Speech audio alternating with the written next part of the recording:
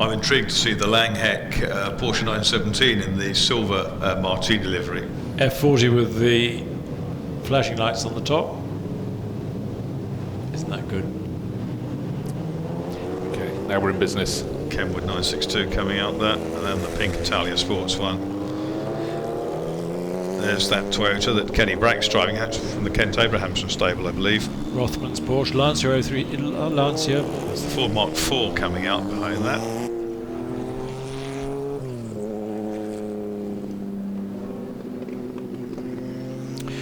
Did these cars ever test here at Goodwood? I'm sure that 1-2 of them did. There's the fabulous little Lola 2-litre car. That's HU22, a car that did 4 or 5 Le Mans. Nick drove it at Le Mans. He did, yeah. And he owns it these days. But it was a Dorset racing car initially with Tony Birchenough, who sadly is not too well these days, down in Dorchester. We don't know who's driving the Lola. There's the Bovis Aston Martin. Nimrod. Nimrod. Yeah. Chloe Mason's driven the Lola at the hill climb before now. Nick's one of Nick's daughters. That was 5th at Sebring in IMSA, the Nimrod.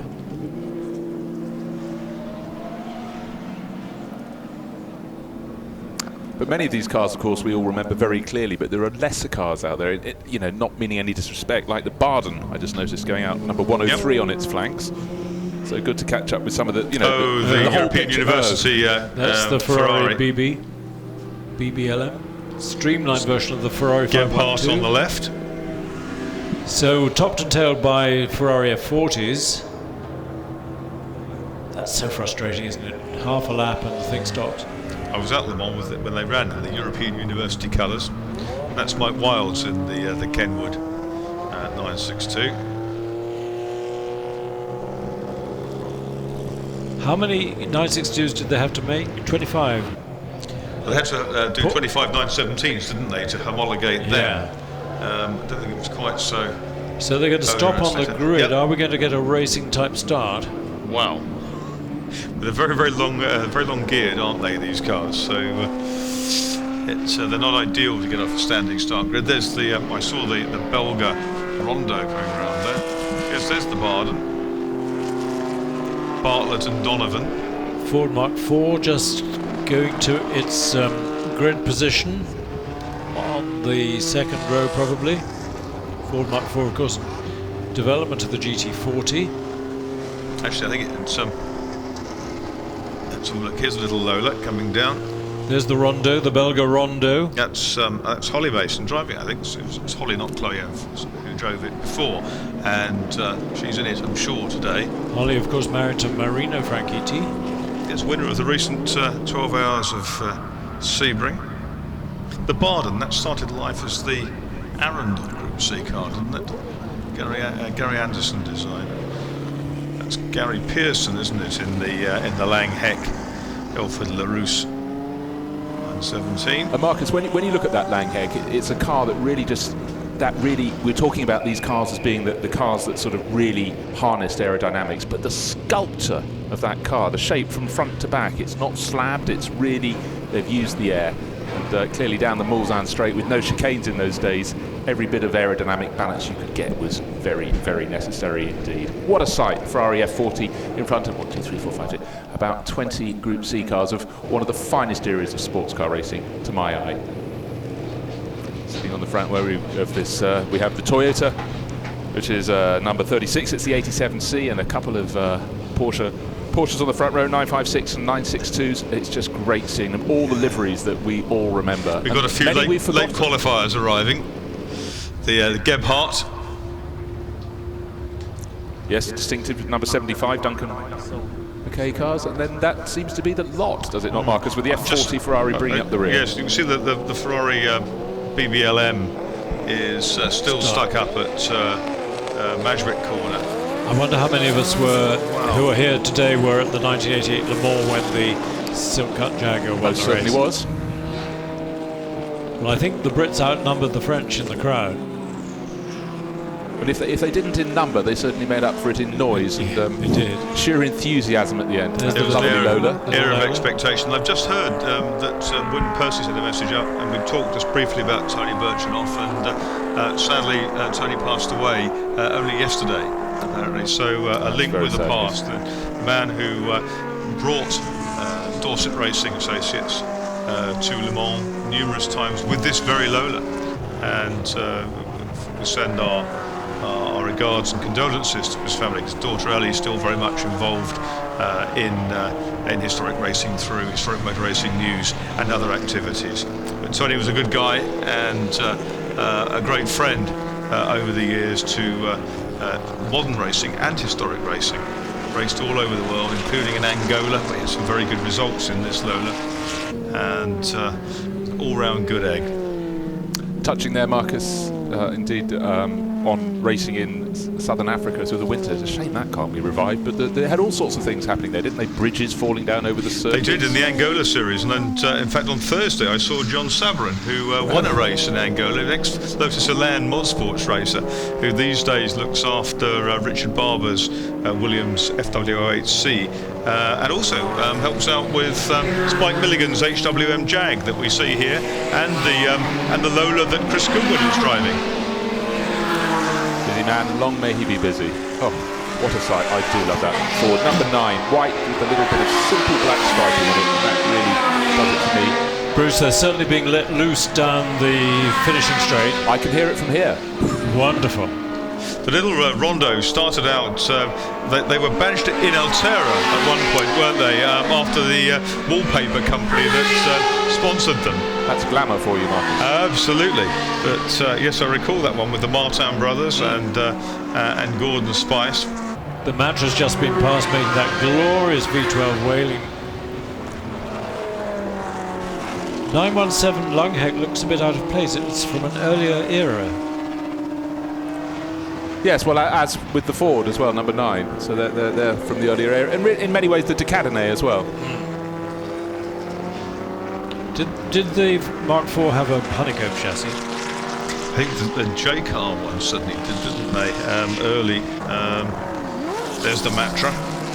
It's a short-tail Matra, 670. Two silk cut Jags following each other. The Golf Mirage is glorious, Cosworth DFV engine. But also, when you look at these cars, you have the great successes and you have the heroic misses, don't you, as well? You look at the Aston Martin with the bogus sponsorship. You know, such great things sort of hoped for by those of us who have a soft spot for Aston Martin, but they never really got that close, did they? No. The car looked great, but it was almost like a year or two behind all the time. You just look at that Golf and you think of Derek Bell, the great local hero to here, and Van Tripp and Jackie Hicks and others. Jag really is quite something, a real rocket ship. V12 engines in this era of car. Johnny Dumfries was spectacularly quick in these cars, wasn't he? And the Saubers, when he drove those as well. I remember being out in the first practice session one year, it was damp, and I went out to stand at the Mulsanne King. And only one driver was flat through there all session, and that was Johnny Dumfries. He did it on his first lap, his second lap, his third lap. And afterwards I put this to him, and he was surprised that nobody else was trying. Very brave driver.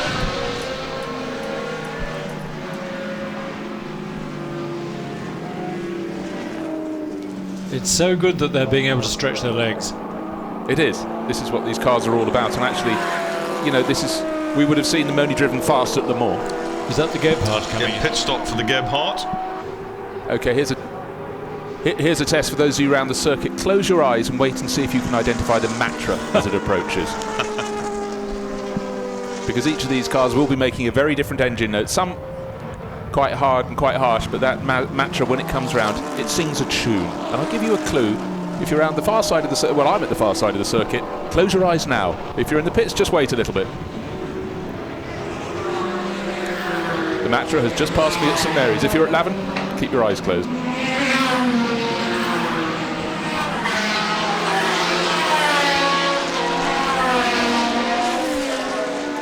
Checkered flag. It's all good things have to come to an end. Sadly, I could have watched these cars all afternoon. Shades of the 6 hours at Silverstone. Yes, I don't know where you go to get extra house points if you can differentiate between a flat 12 and a V12, but run around to the back of the pits, and if not, you can always decorate some cupcakes, or throw the cupcakes and decorate the wellies. It doesn't really matter. Just brilliant stuff. There's the 103 is the Barden. Don't forget One when off. this demonstration finishes, officially at 2:15, but maybe earlier, is the grid walk. So anyone who wants to walk the grid can do so. Officially, it's for 15 minutes, but we are ahead of ourselves, so possibly it might be extended a little bit. Well, a fantastic opportunity to get out on the hallowed tarmac, and the whole point about this meeting is to be able to get close to cars, and do make sure you get into the paddock, go and have a look at the cars close up. As the drivers, I tell you what, they're more than happy to talk about the cars that you may have seen long ago, and now here they are right in front of you, and well done for turning out. Look, everyone looking so smart today. Marshals, all their badges have been ironed, you see, for the occasion. Kenny Brack in the Toyota. Yes, Kenny's a driver who really gets the whole ethos of all the facets of Goodwood, and he can always tell a story with a big smile on his face and loads of enthusiasm, and some of the performances he's put up here at the Revival have been truly epic. I think I'm safe in saying. I think the one in the Cobra Daytona Coupe in the pouring rain, it was like watching the Cows Torquay Cows powerboat race of yore. Fumbling for the wiper switch.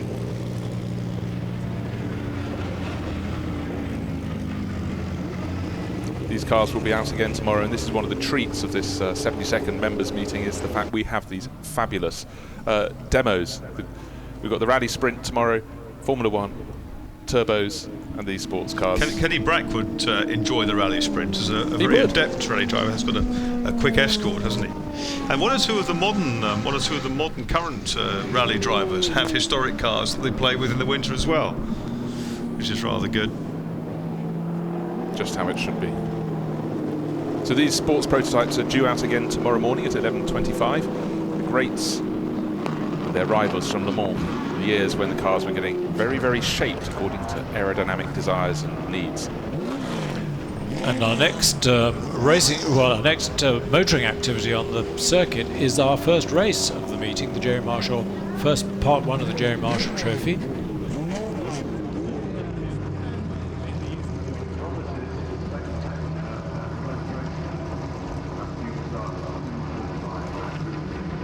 Down to the pits and walking on the track walk, do that, there's plenty of time.